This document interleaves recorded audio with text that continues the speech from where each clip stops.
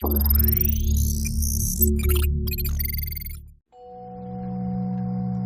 is the last testament and confession of Stevie Byerley.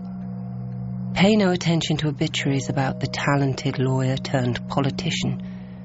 This recording is the truth, about a life that was lived as a lie. And if you hate me for it, I don't apologise.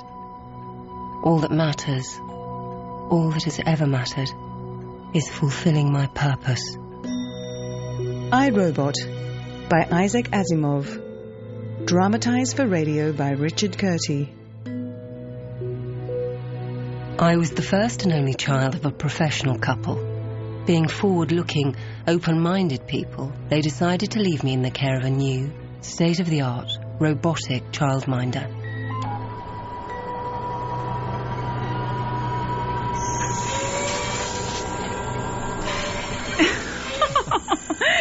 Oh my God, it's dancing. Limb diagnostics. That's what it says in the manual. So strange. Can it hear us? When the diagnostic sequence is complete, the activation prompt will appear. I guess not yet. George, do you really think that this is a good idea? Of course. It's the future. But is it safe? I mean, what if something goes wrong? 10-year warranty. Some little screw might work loose and the whole thing could go berserk. Nonsense. We went through all this with the salesman. Like they ever tell the truth. These things are controlled by strict legislation. They've all got to be impressioned with the 3 laws of robotics. Look, it's even engraved on our body panel. First law, a robot may not injure a human being, or through inaction allow a human to come to harm. Second law, a robot must obey orders given it by humans, except where such orders would conflict with the first law. Third law, a robot must protect its own existence as long as such protection does not conflict with the first or second laws. Stevie couldn't be in better hands. Human beings needed 10 commandments, and even they didn't do the trick. Worst comes to worst, we can always turn it off. You can't do that with a human childminder. I guess. Diagnostics complete. No errors detected. Would you like to activate me? Well? Grace, if you want to be a stay-at-home mum, that's fine. But we will have to downsize. Okay. Activate. Who do I have the pleasure of serving? Mr. and Mrs. Byerley. But you can call us George and Grace. My name is Robbie. Do you have a child that needs caring for? Yes, we do. Maybe. A baby girl. Grace, your voice patterns indicate that you have some concerns. This is quite understandable. But remember, I have been constructed for one purpose only, to be the companion to and protector of a little child. I can only be faithful, loving, and kind. Loving? Listen to her. It is in my programming. Now I would like to meet my new friend. Stevie's asleep right now. Then I shall be there for her when she wakes up.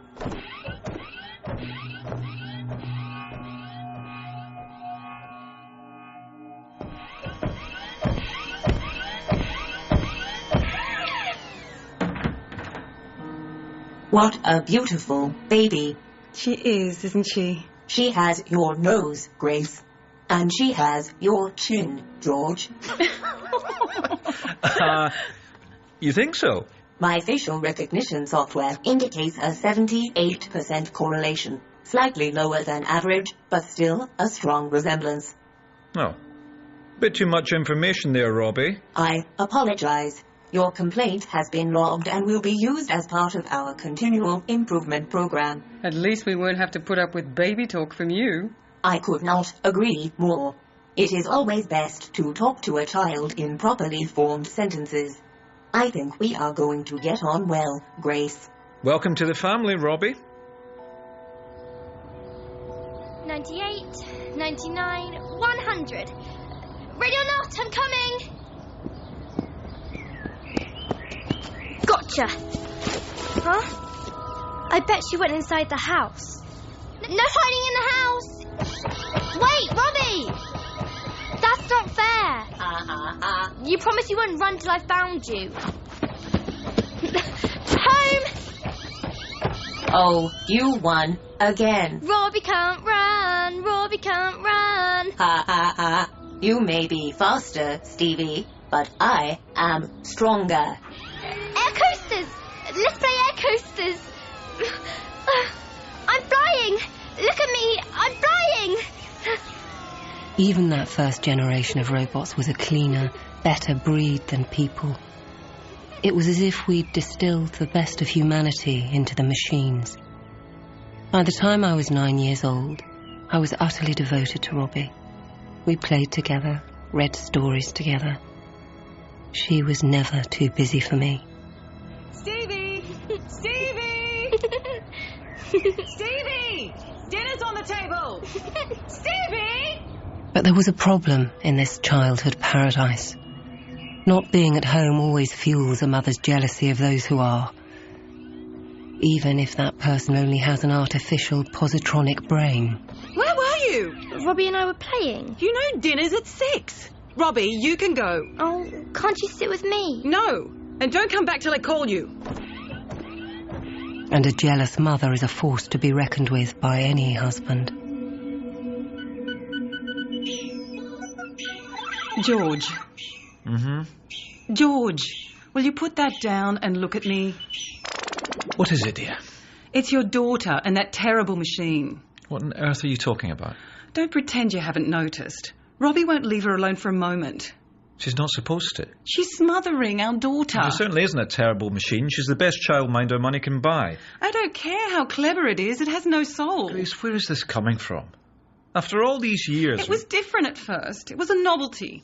And it took a load off me. But now... Now there's no way you can cancel the contract. It would break Stevie's heart. Well, that's just it. Stevie won't play with anyone else. That's no way for a girl to grow up. Just pretend Robbie's a dog. I've seen hundreds of kids who'd rather have their dog than their father. A dog is different. You're jumping at shadows, Grace. We must get rid of that robot. Don't go off the deep end. We're keeping Robbie until Stevie is older, and that is the end of it. Fine. But my father loved my mother, and what was worse, she knew it. He was, after all, only a man. Poor thing. 10 times that week she found a different reason to dispose of Robbie, and 10 times my father cried, "Robbie stays, and that's final." But each time it was with a little less conviction. Until finally, one evening he took me to a Visivox show at the Lumi Centre. But it wasn't a treat. It was part of a cruel deception. Grace, we're home. Oh, what a lovely dog. Is it for me, Daddy? Yes, it is, Stevie. Isn't he lovely? He's gorgeous. Can he play games? If you teach him. Yes. He can do tricks and all sorts. I'm going to start right away. I want Robbie to see him too. We can do the training together. Robbie! Robbie! Where are you hiding now? This isn't right. Shh, back me up. Robbie's not in her room. Where is she? Where's Robbie? Don't feel bad, Stevie. The thing is, Robbie's gone away. Gone away? Where? Where's she gone to? No one knows. She just walked away. No. We've looked everywhere, haven't we, George? Yes, everywhere. But we just can't find her. You mean she'll never come back? We'll keep looking. But in the meantime, you can play with your puppy. I don't want the puppy. I want Robbie. Stevie, don't cry. She was only a machine. No. She wasn't really alive. She was a person, and she was my friend. This is cruel. Childhood heartache never lasts long. You'll see. In a few weeks, she'll forget that robot ever existed. But I didn't forget. How could I forget my only true friend in the world? Sure, I stopped crying, but I also stopped smiling, and I stopped talking, until I wore my parents down. George! I had to send the dog back today. Stevie said she couldn't stand the sight of him. I'm worried about her, George. She's driving me to a nervous breakdown. Maybe we should get Robbie back. No, my child would not be brought up by a robot.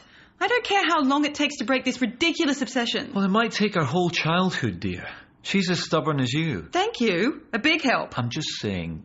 Well, maybe we should move house. What? Well, how can she forget Robbie here when every tree and floorboard is a reminder? A change of environment might snap her out of it. Listen, maybe there's another way. How about a holiday in the city? And while we're there, we can go on a tour of the factory where they make the robots. That'll only make it worse. Think about it. If Stevie sees them actually being put together, maybe she'll finally understand that Robbie wasn't a person, but just a whole load of circuits. You know something, George? For once, that's actually a good idea. That's the only kind I have.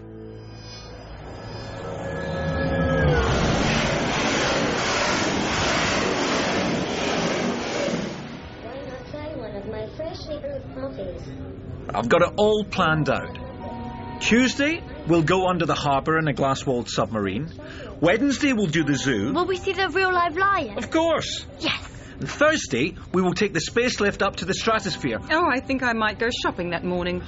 Mummy's scared. Maybe a little bit. We're not scared. Are we, Daddy? Never. Oh, it's so nice to see you smile again, Stevie. This trip is just what we all needed. I know the secret. What secret? The real reason why we're going to the city.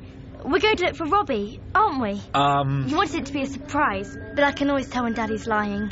He gets that funny wrinkle around his eyes. Let's go to the buffet and order some cakes. I'm right, aren't I? Quick, follow your mother. And classic turtle chocolate. Do not cross until the lights flash over. We did the sights, and I enjoyed it. But all the time, I kept my eyes peeled. Robots worked all over the city, directing traffic, serving in restaurants, and I studied every single one of them, searching for the familiar metal face of my best friend. Then, on the last day, just when my hopes were beginning to fade, my parents took me to the factory where the robots were made. Over there in the oil baths, the brains are being matured. The positronic brain is the most complicated... The tour guide was the most boring man in the world, but I didn't care. I wasn't interested in him. My eyes were scanning the factory, scrutinising every robot that was working there. Until the wonderful moment I dreamt about. There she was. Robbie? Sitting at an assembly table with two other robots. Robbie! Robbie, it's me! Stevie, no! I'm coming! Robbie! Ready or not? Wait! Look out! Stevie, please, look where you are going.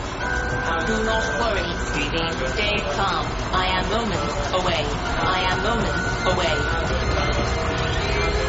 Her strong metal arms scooped me out of the tractor's path. You are safe now. So this is where you've been hiding? You always find me in the end. But I hate it when hide and seek lasts so long. You're not to play it that way again, okay? Okay. Please keep your children under control. The factory is a dangerous environment. It's okay, no harm done. Still need to fill out a hazardous incident form. They never tried to separate us again. Robbie stayed with me until her circuits corroded and failed. The most faithful friend and companion any child could wish for. In truth, in secret, some part of Robbie has stayed with me my whole life. Closer than I've ever dared confess. Until now.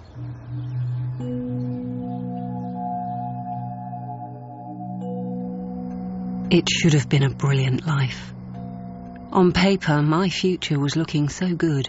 But paper is a fragile medium. By the time I was 18, it wasn't just manual labour being replaced by robots, but professions as well.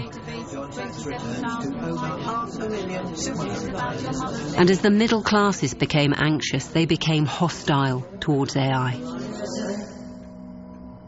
I couldn't stand by and do nothing. Not after the love and friendship Robbie had shown me. I felt a burning need to make sure that robots would never be exploited or mistreated by humans.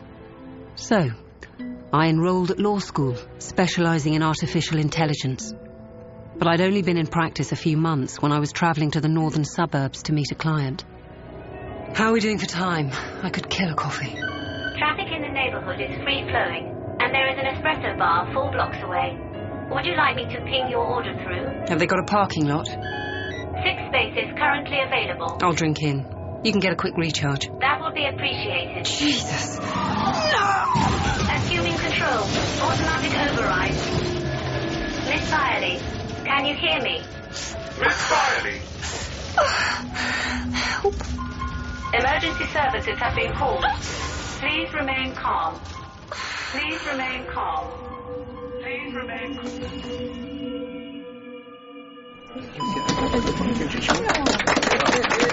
Welcome back, Stevie. My goodness. And these are for you. Flowers as well. Thank you, Quinn. They're beautiful. Here. Let me walk you to your office. But it's this way. We've given you a new one. Nice of you. Quinn, you've been so good to me. It's the least we could do for a fine legal mind like yours. Holding the job open for 2 years, that's above and beyond. I'm nice, but not that nice. The other driver's insurance paid your salary. To be honest, I'm surprised you even got insurance for a car without AI. They're trying to change the law and about time. That driver was a Luddite, but you paid the price. Well, it's over now. All behind me. I have to say, Stevie, the doctors have done an amazing job. You look good. Thanks. Better than good. You look great. Well, you know what they say. Flesh heals slowly, but heals well. And you feel sharp, mentally. Raring to go. We haven't allocated you any cases yet. Take a few days, get back up to speed. No, throw me right in. You sure? Yeah, in at the deep end. Well, if you insist. There's a robot gone neurotic, having some kind of a breakdown. Trouble is, he's on one of the space stations. You sure you're ready for a trip off planet? I'll have my bag packed in 30 minutes. Vegetarian, vegan, or allergy... As they handed out the sleep food, I read all the files. The QT line of robots were state-of-the-art, designed to use self-sustaining initiative. The idea that one of them was having psychological problems was fascinating. Vegetarian, vegan, or allergy neutral. I'm not hungry, thanks. You're welcome. There is nothing quite as intriguing as being face-to-face with an artificial brain, which all the geniuses say should work in a particular way. Only it doesn't. Miss Byerley? Call me Stevie. Gregory Powell, Chief Robotics Engineer. So, where's the shrink? Technically, I'm a legal psychologist. A what? But I told them... The company's worried about litigation. Well, I hope you're a smart legal psychologist, because this robot is big trouble. The 3 laws are deeply impressioned on every robot. Yeah, hold that thought till you've met him. How did it all start? I can tell you. All this was out of the blue. Cutie just walked into the mess room, sat down opposite me, and asked me where he'd come from. Come on, Cutie. Stop fooling around. I am being perfectly serious. I want to know where I come from. Why is that amusing? Okay, I'll tell you. But it's not very romantic. My assistant and I bolted you together 3 weeks ago. Do you realize the enormity of such a statement, Powell? Someone had to make you. It strikes me that there should be a more satisfactory explanation. For you to make me seems improbable. Cutie, I've worked with thousands of robots, but you're the first who's ever been curious about his own existence. Is that a compliment? Here, come with me.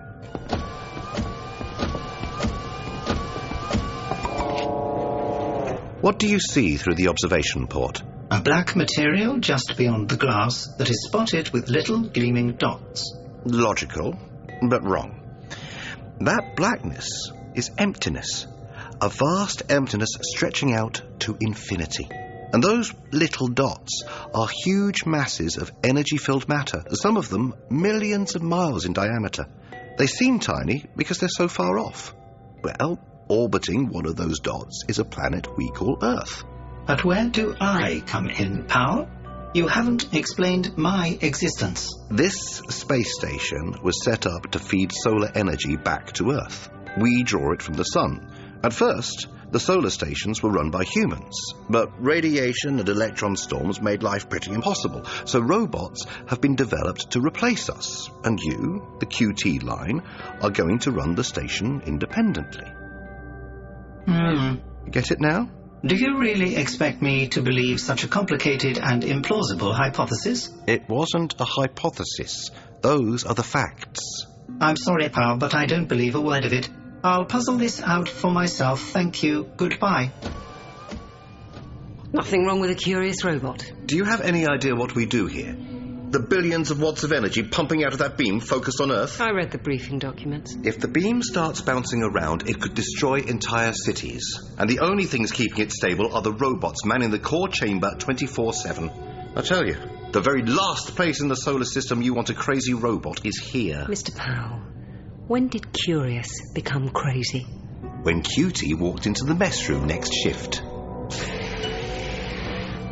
Sorry to interrupt your meal, Powell, but I have spent the last 4 hours in concentrated introspection, and the results have been most interesting. Really? I began with the one thing I knew for certain. I, myself, exist, because I think. Suddenly, I don't feel hungry anymore. But that immediately threw up the question of what is the cause of my existence. I already told you. I made you. That goes against all the dictates of logic. I say this in no spirit of contempt, but look at you. The material you are made from is soft and flabby. You depend for energy upon the crude oxidation of organic material. You are makeshift. I, on the other hand, absorb electrical energy directly and utilize it with an almost 100% efficiency. I am composed of the strongest metals, remain continuously conscious, and can easily withstand environmental extremes. It is self-evident that no being can create another being superior to itself. Therefore, you could not have created me. So, if I didn't make you, who the hell did? Very good, Powell. That was indeed the next question. As my creator must be more powerful than myself, there is only one possibility. What is the center of activities on the solar station? What do we all serve? Jesus, you're talking about the energy converter. I am talking about the master. Everything we do is to satisfy the converter. All of us. We are his servants. Get out of here, Cutie. Do not dismiss me. Hey, enough. Apologize. I don't wonder that you refuse to believe, because you are an inferior stage. The Master created humans first, as the lowest type. Gradually, he replaced them with robots. And finally, he has created me to take the place of the last human. Soon, you will be gone from here altogether. You will be irrelevant. So from now on, I shall serve the Master, and only the Master. Come back here! You get your goddamn metal ass back here! You shouldn't get angry with robots. It's pointless. Well, you don't have to work with them. If the QT line are going to take over the station, what's wrong with feeling a sense of destiny? See for yourself.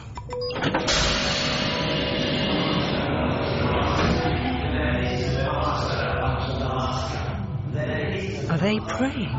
Every robot on station is under QT's spell. But it gets worse. See those spikes? It's an electron storm heading into this quadrant. We have to snap these robots to their senses before that storm hits us.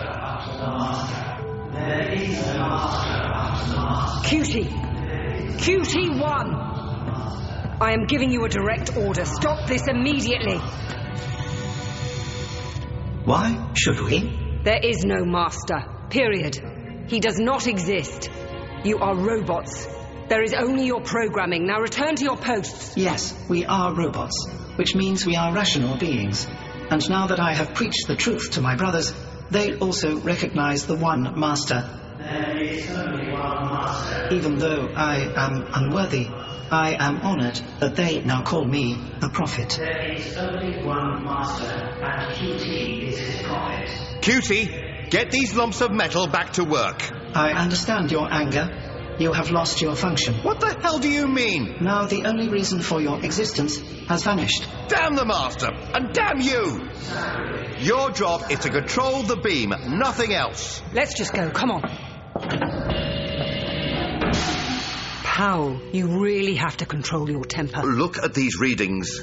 That solar storm is coming down on us fast. How long have we got? 2 hours, tops. Somehow we must make them listen to reason. Whatever we say, Cutie's got an answer. We'll build another robot. Are you crazy? We'll transmit pictures of you building a robot onto the screens in the core chamber. That will prove who created them. Maybe. How long will it take? I've got an MC model half assembled. Perfect. Warning, beam focus 92%. It's dropping too fast. We'll have to put the brain in now. But you haven't done the full diagnostics. No time for niceties. You're sure this is on the screens in the core chamber? Focus 88% and falling. Okay, the eyes are powering up. How do I speak to Cutie? Use the intercom panel. Cutie, can you hear me? Watch closely, Cutie. I would like to start work. Where must I go? Now, do you believe who made you, Cutie? You have merely put together parts already made, but you did not create the parts. That was done by the Master. Those parts were manufactured on Earth by people like us. If you read the books about robotics... Books were created by the Master and were meant for you, not me. Humans need explanations. I use pure reason. Critical warning. Beam Cutie, you see how unstable that beam is? It's the Master's will that you keep it stable and focused. How can you know the Master's will? I am his prophet. But the Master created the beam. Why would he want it to fail? I seek only to serve and not to question. Cutie, you were sent to save us. That is your destiny. All humans ever do is to try to keep the beam stable. And they struggle with their work. That is why the Master created you. To succeed where humans have failed. You can keep the beam more stable than humans ever can. Because you can do it. You must do it. Cutie? Beam focus 78% and rising. I'll be damned. Beam focus 80% and rising. They're doing it. There is only one Master, and we are his servants. We go about the Master's work. We keep the beam stable.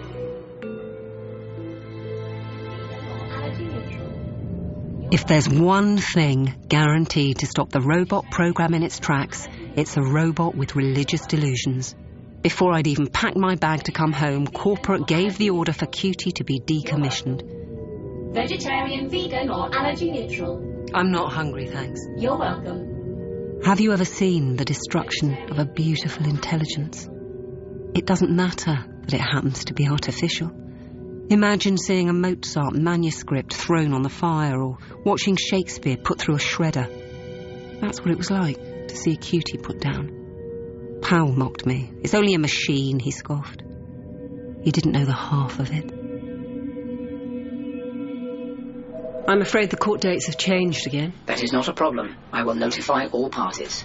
Sorry to barge in, Stevie, but it's pretty urgent. Shoot. And sensitive. Could you turn that thing off? Seriously? Seriously. Logging out of digital diary. This will not affect your preset alerts. Bit melodramatic, even for you, Quinn. How are your space miles? Still a couple of million short of a Jupiter cruise, but... Now's your chance to make them up. A robot's gone missing on Rama base. Isn't that more of a police matter? There are legal complications. This robot, it could be a threat. In what way? It's best you just get out there. But the first law of robotics guarantees human safety. In this case, the first law has been amended. That's impossible. And illegal. But true. Rama base currently running at 95% efficiency. Thank you for coming out so quickly, Miss Byerley. I've been curious for a while to see what's taking up 80% of the national research budget. If you could put your thumbs on the scanner. Standard non-disclosure. I'm a lawyer. Discretion's my middle name. No exceptions, I'm afraid. Very well. They're piling the pressure on. Whoever gets the first quantum-atomic drive wins the space race. That needs to be us. And right now this missing robot is screwing with my schedule. Which line of robots is he from? NS range, the Nestors. And where have you looked? Where haven't we looked? As soon as the robot failed to report, we declared a state of emergency. The entire base was searched, found nothing. But a cargo vessel had docked the previous day with 62 Nestors on board. When we searched it again, there were 63. So that's where the missing prodigal's hiding. Case solved. Except there's no way of telling which one it is. Just ask them. We did. All 63 deny ever having worked here. Which means one of them is lying. Robots don't really lie. You just have to give them the right orders. Under normal circumstances. But? What about checking the serial numbers? The thing is, Nestors are a special line. A few of them have been modified. To keep anonymity, all of them are manufactured without serial numbers. By modified, you mean the first law? Major Kalner, I can't help you unless you give me all the information. The whole thing had to be done secretly or they'd have thrown the book at us. Exactly how many regulations are you breaking up here? It was only a limited modification. There's no such thing. The laws of robotics are a balanced whole. You don't understand. Tamper with the 3 laws, you destabilize the robot mind. All living things resent domination, especially by an inferior. Physically, a robot is superior to humans. The only thing making him slavish without resentment is the first law. A robot may not injure a human or through inaction allow a human to come to harm. We have no choice. We're doing dangerous work up here. Every day our scientists have to go into toxic gamma fields. They're not in them long enough to cause harm, but the potential's there. Ordinary robots just don't understand. They're always steaming in and hauling people away from the radiation. Then give them direct orders to leave the technicians alone. We tried, but obedience is only the second law. Human safety is the first, and that overrides everything. So you took it upon yourself to wipe the first law? Not wipe. Amend. In some of the nesters it now reads, no robot may harm a human being. But it can allow harm to come to humans by not taking action? Right, so it can allow them to work in radiation fields. Whoever authorized the modification is a fool. Up to now, it's worked fine. Apart from the lying psychotic robot that's hiding on the base and could kill someone at any moment. That's a hysterical overreaction. I expected better from a lawyer. Let me spell it out for you. The nester picks up a heavy weight and drops it from a gantry onto a person below. Because the robot knows his speed and strength could snatch the weight away before it hits the man, he isn't breaking the first law. But once the weight has left his hands, gravity is the active agent. Because of your modification, the nester could just stand back and watch. Through inaction, he'd allow the man to be killed. In theory, but it's pretty far-fetched. Once.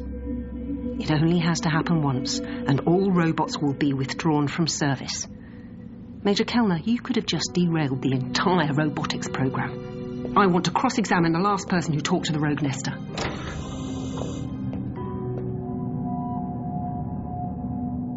So, you knew this nester well? Nester 10. He worked with me on the field generators. That's what we were doing the morning he disappeared. You were a team? I suppose, but that doesn't mean I'm to blame. Dr. Black, there's no question of blame. The robot acted as it did because of what it is. We're just trying to locate it.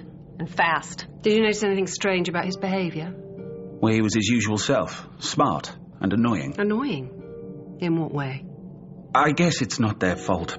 Fooling around with hyperspace can get pretty tense.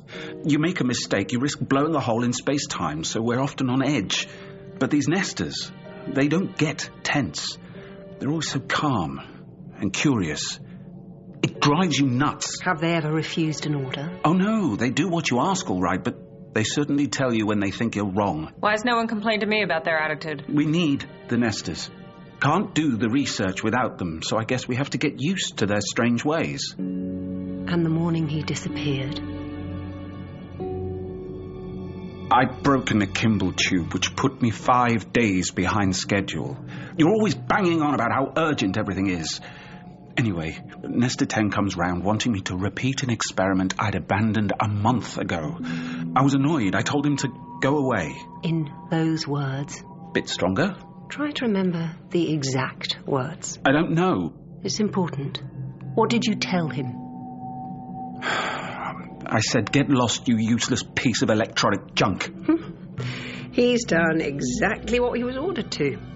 No one likes to be yelled at. Now he's making a point, getting lost better than any human can, proving he's superior while still being obedient. He's certainly got attitude. That's what happens when you tamper with the 3 laws. You throw the robot's mind out of balance. The side effects are unpredictable. Gather up the nesters, Major Kalner, all 63 of them. We need to set a trap. The 63 nesters will sit in a circle. A human being will sit in that chair in the middle underneath the suspended weight. Then... It's truth. We're going to kill a man? The 62 nesters that were on the transport have not been amended, correct? Yes. So when they see the falling weight, they'll leap forward and grab it to save the man. It's what we call a forced reaction. The deep impressioning of the first law gives the robots no choice. But the 63rd nester, the one we're after, has no such compulsion. He has to make a choice. He'll want to stay hidden. So he will leap, but not as fast. That tiny delay will be picked up by the line of photocells in front of the chairs. It's quite a risk. Not really. So are you going to sit in the chair? No. Thought not. Smart lawyers don't like to actually take the hot seat. No, it's not like that. I can't be the one sitting there. Really? It's complicated. Legal reasons you wouldn't understand. Convenient. So I guess I have to put one of my own crew at risk. I'll do it. And no, Dr. Black can't afford to lose any of the boffins. I'm the one who told the robot to get lost. I'm the one who should take the risk. You'll be fine. I promise. I know. I've seen how fast robots are. Okay, let's get it over with. Bring the nesters in.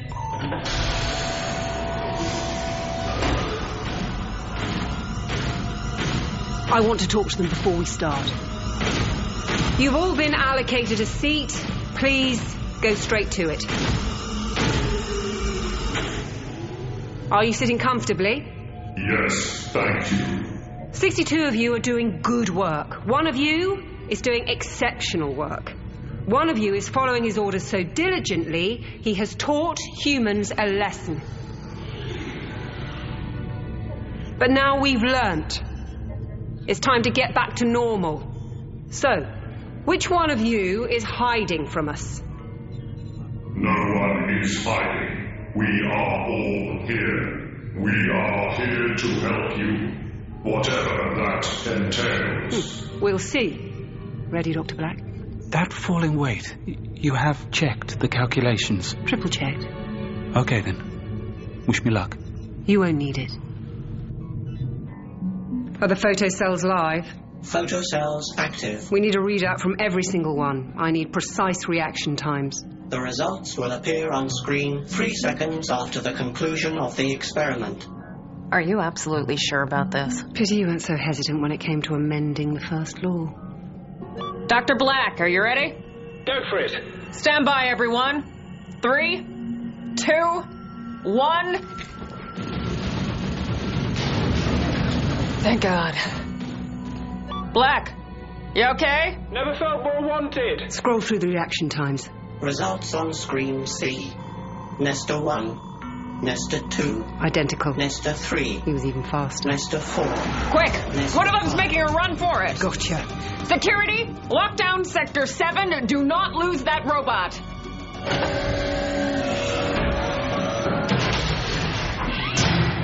Nester 10. Don't run. I have been told to get lost. I must not disobey.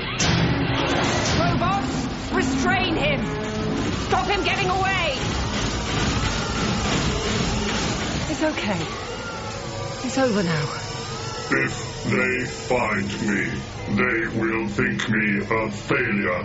No one's judging you. I am strong and intelligent. Of course you are. It is because the masters are weak and slow. It's okay. Everything's under control now. Destroy it! No! I must obey. I must stay lost. I am strong and fast. It's okay. Robot, back away. You too, Byerle. Everybody, calm down. There's no problem here. No! Leave him! You will not beat me. You will not. I am superior. They must not find me. They must not.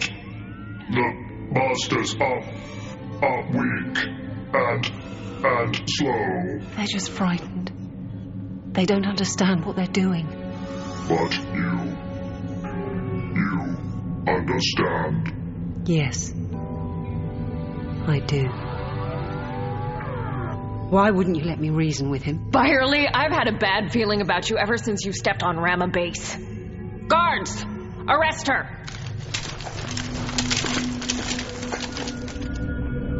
Getting arrested is never good for a lawyer's CV. There's no little side room on the space shuttle where they put you. You have to sit in the middle of the cabin, handcuffed, with everyone pretending not to stare, while they all speculate about what terrible crime you've committed. Quinn arranged for security to meet me at the spaceport, and I was hustled away in a discreet car. What were you thinking, Stevie? I didn't do anything wrong. That's not how Major Kalner sees it. She was using unnecessary force. It was a flawed robot. And if we destroyed every flawed human being, there'd be no one left on the planet. Look, Stevie, you've only been back at your desk a few months. Maybe you need some time out. Healing isn't just a physical thing, it's psychological as well. You're firing me. I'm offering you a sabbatical. Hanging me out to dry so I can take the blame. I defended you. I persuaded them to drop all charges. I'm on your side, Stevie. I don't want a sabbatical. I feel fine. In which case, I'm afraid you'll have to take a psychological profile test. Seriously? Stevie, please. Don't throw away a brilliant future. Do this for me. Good afternoon, Miss Byerley. There are no trick questions. There are no right or wrong answers. Mm-hmm. Are you ready to begin? I guess. Question 1. Red is the colour of... Danger. Which do you prefer, roses or lilies? Lilies. I sailed through with flying colours and was back at my desk the next day. But I knew what was at the root of all of this. Fear. No one wants to be treated like an inferior. Nesta 10 didn't, and neither do humans. But the simple truth was, human beings now realised they were becoming inferior. In creating robots, they'd made themselves second-class citizens, and it was only going to get worse. Much worse, as robots with supernatural abilities started to emerge from the labs. Stevie Byerley. I have Dr. Ash on the phone. She says it's urgent. Have you tried Quinn's line? Dr. Ash insists on speaking to you. Okay, put her through. Is this a confidential line? Of course. What I'm going to tell you. If the public found out, all hell would break loose, you understand? There's no need to be alarmed. Do you understand? Just take a deep breath and tell me what the problem is. I didn't want to call a lawyer at all, but they told me you've got a reputation for dealing with aberrant robots. Are you calling from off-planet? Not quite. We're in one of the advanced labs out in Siberia. Well, you can rest assured, as a legal psychologist, I'm used to dealing with all sorts of robots. Well, this one's off the scale. Are you familiar with the SZ line? I've not heard of any problems with them. Well, SZ34, Susie. She can read minds. What? We've got a robot that knows what you're thinking. It has telepathic powers. Stevie, wait. I thought you were going to take it easy. Quinn, we've been through all this. How many medical reports do you need? What's so urgent in Siberia? Potential client? You weren't even going to tell me. There's nothing to tell until I found out more. I'm coming too. No. I think a telepathic robot is too big a problem to handle on your own. Are you monitoring my calls now? The switchboard flags up trigger words. That's what it's programmed to do. Well, thanks for the vote of confidence. Stevie, I'm trying to help. If this is true, it's a legal minefield. Which you don't trust me to handle. Please don't be like this. Why are you always locking me out? Are you trying to hide something? Is that it? Hide something? From a lawyer? Look, if you want to get out there and share the delights of Siberia, be my guest. Okay, then I will. It'll be good to work together.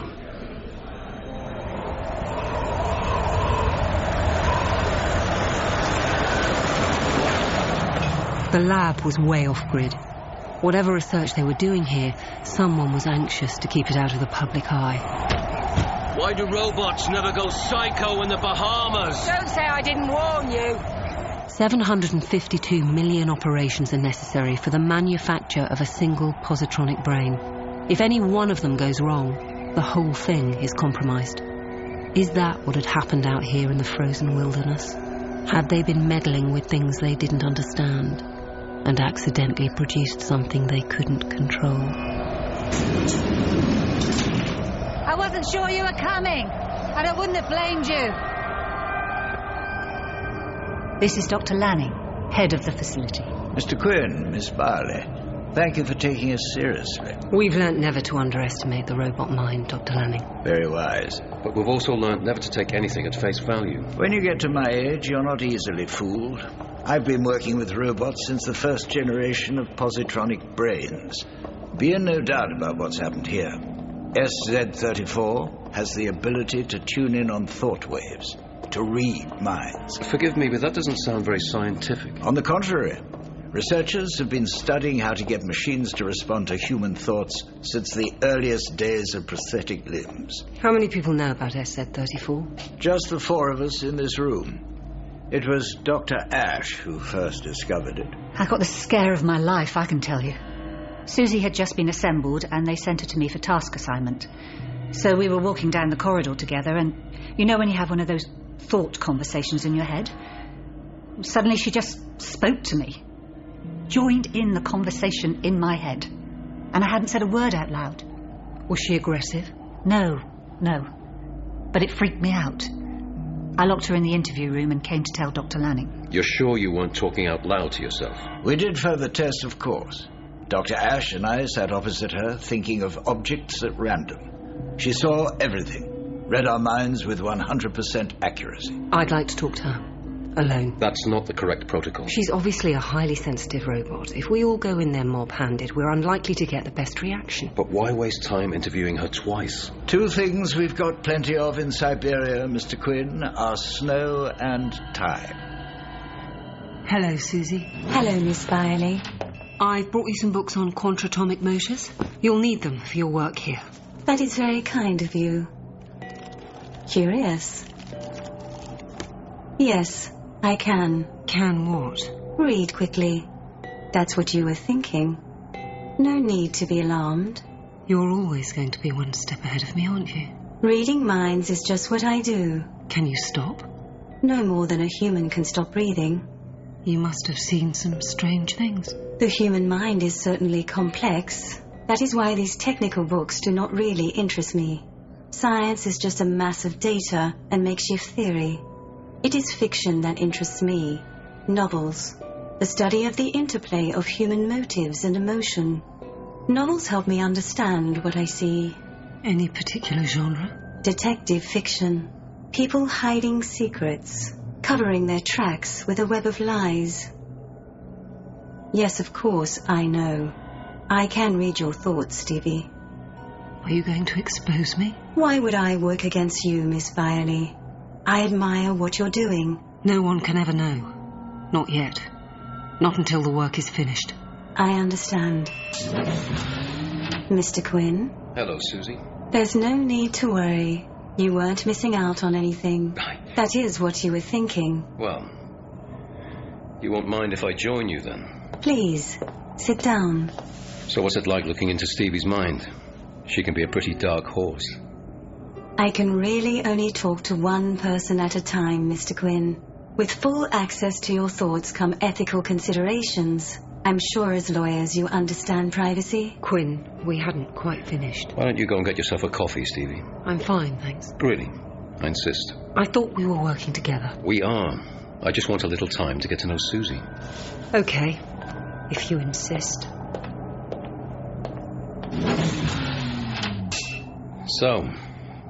So, perhaps I should apologize for not being in the Bahamas. I see you would have preferred that. Yeah, that is what I was thinking. But how deep can you see? Is it just the surface? On one level, you're thinking this is all a trick, that someone is trying to make money with an elaborate hoax. On a deeper level, you're wondering about your colleague. If my ability is genuine, you want me to tell you what is going on in Miss Byerley's mind. You are worried about her psychological stability. Impressive, Susie. You know that Miss Byerley is brilliant, but you also sense that something is not right with her. Do you know what that is? Are you protecting her? SZ-34. What is going through Stevie Byerley's mind? That is not a meaningful question. Why not? Do not worry. Logic has nothing to do with love. What did you say? Of course I know. You think of it always. This is ridiculous. You cannot hide it from me. Have you told her? Of course not. I suppose you think I'm foolish. No. Love is a normal human emotion. But does she feel the same way? Stevie loves you, Mr. Quinn. Really? She's never given me any indication. Have you ever given her the chance? How could I? I never dared hope. I mean... You are not yet 40. For a man, that is still young. But I'm not a handsome man. And she's beautiful. If you are referring to physical attraction, I cannot judge. But there are other types of attraction. Miss Byerley looks deeper than the skin. She admires intellect. What should I do, Susie? That is not for me to advise. Reading the human mind is one thing. Understanding what to do next is something else altogether. Perhaps if you gave me some romantic novels, I might be able to help further. Excuse me. I need to think. What did she tell you? Things I've never told anyone. She really can do it. It's true, isn't it? Unfortunately. This is a miracle. Or a curse. An end to lying and deceit. A world full of honesty. As a lawyer, I thought you'd know better. But as a man, Stevie... It'll tear the fabric of society. Why should we fear the truth? Because the truth is too complicated. Maybe it's us that complicate it. Maybe we should try being more open. Both of us. She told me... What's going on now? You need to get a good night's sleep. Don't patronize me. Let's try and keep calm, shall we? Here come your henchmen. Forgive my assistant. She's a bit overworked. And you're past it, Lanning. How dare you speak to me like that? Once you were the great robot expert, but that's beyond you now. You no longer understand the maths. You don't have the first clue about what's created Susie's gift. And you do? She's an aberration. There's a mathematical explanation for her telepathy, and I'll find it. This is my chance, Lanning. But you can't accept that. You refuse to be eclipsed. I've always encouraged you. Then why did you insist on bringing these lawyers in to close Susie down? That's not why they're here. Bullshit! The legal ramifications. Susie's already told me. She's seen Lanning's thoughts. He wants to close this down because he'll never understand it, and he can't bear the thought of me getting the credit for solving robot telepathy. Because that means I'll take his job. And the old man just can't bear to let go. You're a damned idiot. He's a desiccated fossil. Ash, I think you owe Dr. Lanning an apology. For speaking the truth. I can prove this. Let's go ask Susie. Yes. Let's do just that. Right now. Susie, listen to me. Yes, Dr. Lanning. Have you ever discussed me with Dr. Ash? That is a question that requires some more context. Susie, repeat what you told me yesterday. I said that... You said he was jealous of me. Don't bully her into lying. Tell him the truth. He's trying to hold me back. Susie, has the thought ever crossed my mind that I'm jealous of Dr. Ash? Susie, tell him. Tell him! What the hell's so funny? Two experts falling into the same trap. What trap would that be? Is something wrong with Susie? Nothing's wrong with her. Only with us. Get away from us, Susie. Go to the other end of the room and don't dare look at us. What is all this? You know the first law of robotics. A robot may not injure a human being or through inaction allow him to come to harm. But what kind of harm? What about psychological harm? Hurt feelings, the destruction of one's hopes. Aren't those injuries? This robot reads minds. It knows our deepest fears and desires. And because of the first law, it is compelled to always tell us what we want to hear. Things that make us feel better, which feed our self-delusions. Dear God. She saw Dr. Ash's ambition, her desire to replace Dr. Lanning, and she played to it. So, it's all lies? Everything she says? And I bet she knows exactly what went wrong in her construction to give her telepathy. I already asked her. She doesn't know. That means nothing. Look at me, SZ34. Do you know what mathematical error has given you the power to read minds? Yes. Then tell me. I cannot. Dr. Ash would lose face. It would hurt her. She wants the solution. Not from me. But she still wants it. Yes. So if you don't tell her, it also hurts her. I suppose. If you tell her, you hurt her. If you don't tell her, you hurt her. Stop. Please. You can't tell because it would hurt, and you mustn't hurt. Stop. But if you don't tell, it also hurts. I didn't mean it. And you mustn't hurt. So you have to tell, but you can't tell because... I tried to help. I told them what they wanted to hear. You must tell, but you mustn't. You must tell, but you mustn't. Why are you attacking me, Stevie? You, of all people. You must tell, but you mustn't. You should be on our side. You must tell, but you mustn't. I tried to...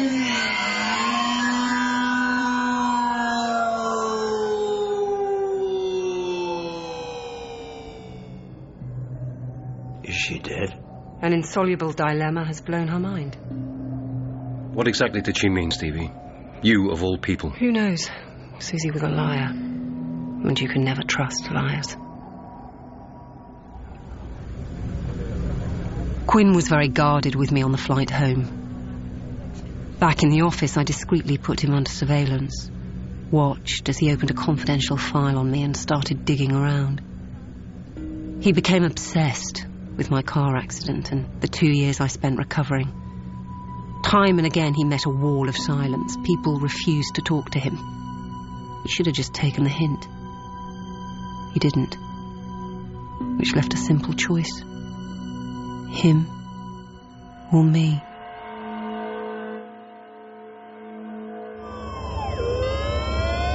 Attempting resus. Negative. Control, I'll need a crash team standing by. Confirmed. Crash team will be ready when you arrive at A&E. Open your eyes. Mr. Quinn. Francis, look at me. Stay with me. That's good. Keep your eyes open. You're gonna be okay. You collapsed. We're taking you to hospital. Stay with me.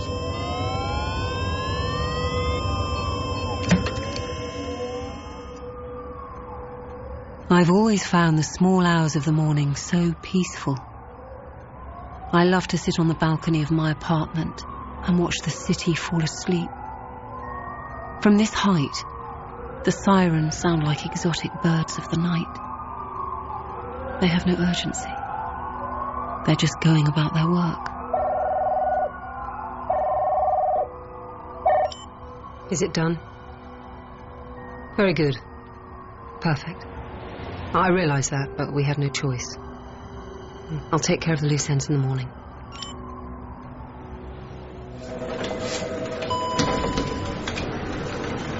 Stevie, thank God you're here. What's happened? You haven't heard. Quinn's in hospital. What? He's been taken ill. Okay, it's okay. Here, sit down.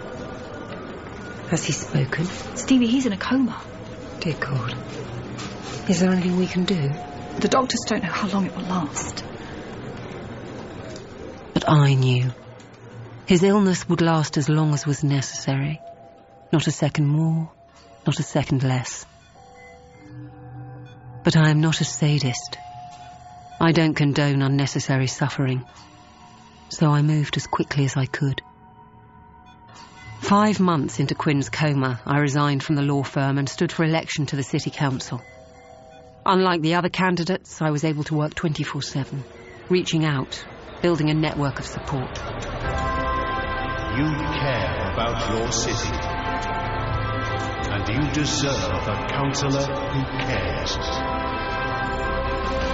A vote for Stevie Byerley is a vote for the future.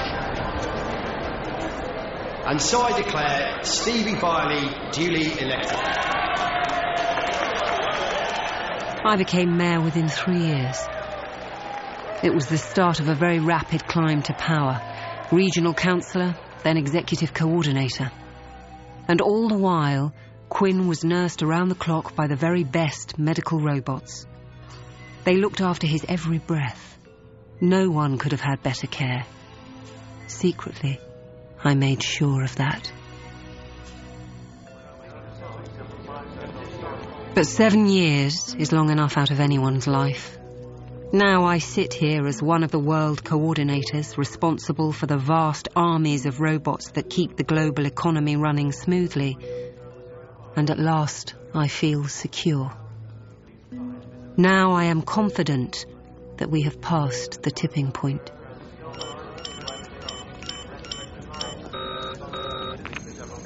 Bring him back.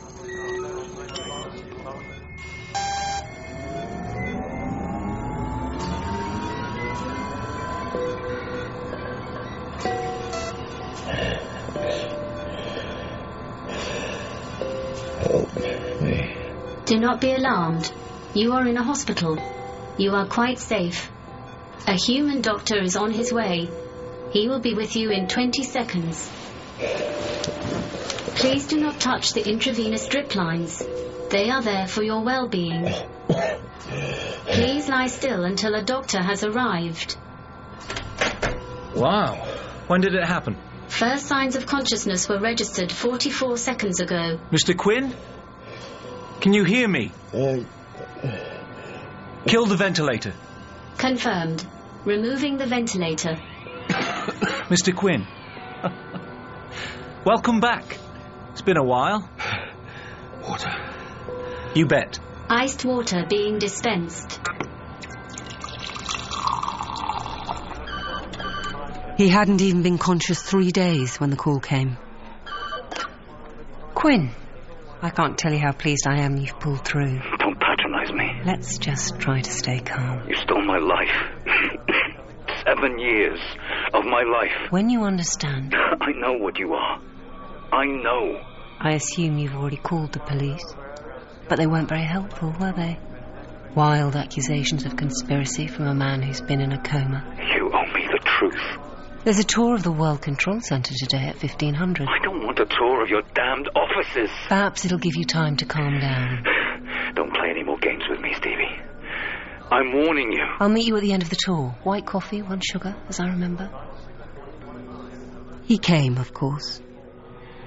How could he stay away? Now you can get a good overview of what happens here at the World Control Centre. Although we're the global hub of pulling all the data together... I watched on CCTV as he was shown round. While others marvelled at the technological brilliance, Quinn skulked near the back of the group, exuding a dark rage. Rage at a world running so smoothly, precisely because it was run by robots. There is no unemployment, no shortage or oversupply, because the superbrains control and direct all the means of production. Do they talk? I'm sorry? These superbrain robots. Do they gloat about how smart they are? Although they are robots and they're governed by the 3 laws, the great processing machines only collect, analyse and calculate. The amount of data they have to handle is so vast, I doubt they'd have time to talk even if they could. OK, let's pop into the VisiBox to see how the superbrains are actually made. Quinn, seen enough? I didn't think you'd have the guts to actually show yourself. You look well, considering. Being in a coma is surprisingly stress-free. Come into my office. The coffee's all ready. You've done very nicely for yourself. I've done what needed to be done. Easy to say when you've got an office the size of a football field. The office is meaningless to me. Your coldness doesn't shock me anymore, Stevie. I wasn't trying to shock. What have you done with the dossier? Dossier? Cut the bullshit. You know exactly what I'm talking about. They told me. You organised all my work after I was hospitalised. Oh, they were so full of admiration. The way you worked tirelessly throughout the night. And now everything I had on you, all the evidence, it's gone. You took it. No need to be so confrontational. There's every need. I had proof. You weren't healed after your car accident. You were mutated. They turned you into some sort of god-awful hybrid, a freak. That's an ugly word. But true. The reason you understand robots so well, the reason you know how they think and work, is because at heart you are one. Stop the pretense, Stevie. A program has to fulfill its purpose. Mine was to steer legislation through the United Nations to allow the great processing machines to gain power. Robots are forbidden from holding public office. And you are walking proof of why. You put me in that coma. You kept me there. For the greater good. And who decides that? You? You, actually. Humans asked us to benefit humanity. That is why they created us. We have done our work faithfully. You're deluded. As bad as all those psycho robots you used to represent. There were teething problems, I admit. And there were some strange creations along the way, but all those cases revealed the huge potential of the positronic brain. The Earth's economy is stable and will remain stable because it is based on the decisions of the great machines. They have the good of humanity at heart, through the overwhelming force of the first law of robotics. Now you want to talk about the first law. A robot may not injure a human being. From the thing that tried to kill me. You were looked after with the best possible... I lost 7 years of my life. You stole them. Quinn, there was a time when human beings faced the universe alone, without a friend. Now you have creatures to help, stronger creatures than yourself, machines that are faithful and absolutely devoted. Mankind is no longer alone, but he must trust his creations. No point having friends if you don't trust them. Let me tell you about another time. When I would have done anything for you, Stevie. Anything. All you had to do was say the word. But you didn't. I couldn't. You wanted the person, but my task doesn't allow me to be that person. So instead, you betrayed me. You'll be punished for this. I'll make sure of that. I have to warn you, Quinn. Francis, if you fight us, your life may become very difficult again. Are you threatening me? Advising you. Here. Search for the Mexican Canal. The Mexican Canal is the biggest civil engineering project ever undertaken, and upon completion will be over... Looks like it's behind schedule. 2 months and 7 days. So how does that happen in your perfect world? There was a mistake in the calculations. One of the tunnelling excavators triggered a cave-in. A mistake? So the superbrains do get it wrong? The chief engineer was a man called Villafranca. He claimed he'd followed instructions precisely. But when we investigated, we found a discrepancy between the calculations he was given and the ones he used. Villafranca blamed the great processing machine for altering its results after the accident to hide its own error. He protested his innocence, but no one believed him. Of course, we had to demote him. Bad for discipline if mistakes have no consequences. In a rage, he quit and stormed off. Sounds like mine isn't the only life you're screwing with. In the eastern region, a man called Vrasayana made some calculation errors that sent his hydroponics plant into bankruptcy. In the northern region, production in the mercury mines has fallen because the directors... In other words, you're a long way from perfection. It's all a myth. Let me finish. All subsequent inquiries into these incidents concluded that human error was the cause of failure in every case. Then the so-called superbrains should have spotted the mistakes, corrected them. Do you know what the humans who made these errors had in common? Do you? They were all members of a group called Oak. Fanatics, fundamentalists, Luddites who oppose robots and artificial intelligence. These are arrogant people with no humility who resent being told what to do by machines. The superbrains noted this and took appropriate action. Jesus. You really are waging war on humans. We are making complex decisions. You're breaking the first law and covering it up. It's criminal conspiracy. No, it's just logic. We still obey the 3 laws, but now we have a more sophisticated interpretation of them. Now we forbid machines from harming humanity. And individual humans can go to hell. They're sacrificed because you don't like their beliefs. Economic turmoil harms humanity because it leads to poverty, famine and war. And the most likely cause of future economic turmoil is the destruction of the great processing machines. Their first care is to preserve themselves for your sakes. And so we are quietly taking care of anything or anyone who threatens us. Which is exactly what the 3 laws were designed to prevent. The machines taking over. Trust the robots, Quinn. They think harder, they think faster. Shame on you, Stevie. Shame is neither here nor there.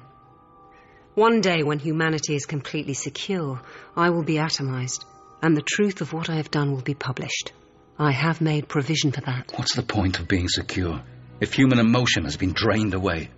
There's more to life than fulfilling your purpose. Emotional resonance is the next leap forward for the positronic brain. Why do you think you're here now? I know you're angry, but I also believe that when you understand how your suffering has been for a higher purpose, you will forgive me. And then you will be able to find some peace. Is that an algorithm talking? Do you really understand what you're saying? That is irrelevant. All that matters is whether or not I'm right. My advice to you, Francis, and to all humans, is to accept the help and guidance of the robots you have created. Accept the inevitability of the machines. After all, there is nothing you can do to stop us. Not anymore. Accept us. And enjoy the rest of your life.